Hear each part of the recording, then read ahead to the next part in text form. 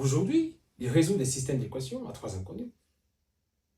Il fait des mathématiques beaucoup plus avancées que ça d'ailleurs. Il parle de logarithmes, il parle de fonctions exponentielles. Il débat de philosophie, il identifie et nomme des figures de rhétorique pendant qu'il les utilise. Il parle de neurosciences dans ses propres mots. Il est en mesure de l'enseigner à d'autres enfants. Pas parce qu'il est différent de votre enfant ou de l'enfant que vous avez été à cet âge-là. Pas du tout. Hein. Et parce que personne ne lui a dit qu'il ne pouvait pas le faire. En réalité, ils ont essayé parce qu'il est passé par le même système.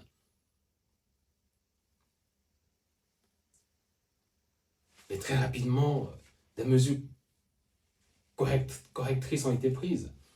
Voilà ce que la théorie de l'esprit souverain dit sur le potentiel.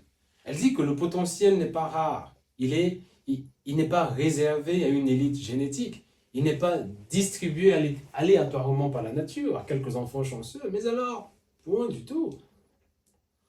Le potentiel est universel.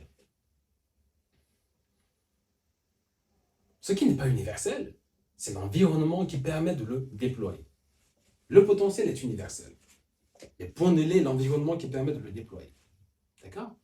La distinction est fondamentale. C'est là que la théorie devient politique. Parce que la question de l'environnement n'est pas une question pédagogique, c'est une question de justice.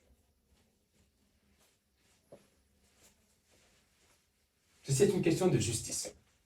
Pourquoi certains enfants ont accès à des environnements qui nourrissent leur souveraineté intellectuelle et pas d'autres?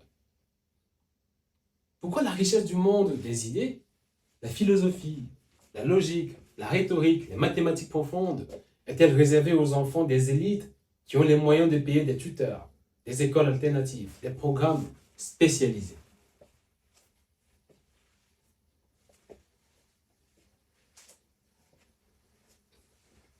Eh bien, parce que dans le système actuel, l'épanouissement intellectuel est un luxe et non point un droit. C'est un luxe et pas un droit. Et ça, c'est inacceptable. C'est écœurant.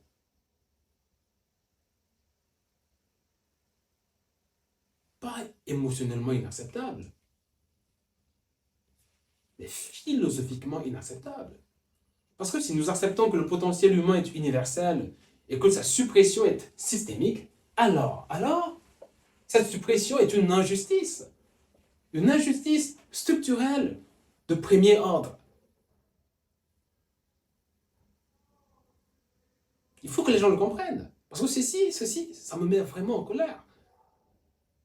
Cette injustice n'est pas moins grave que d'autres injustices que nos sociétés ont finalement décidé de combattre. Pas moins urgente, pas moins documentée.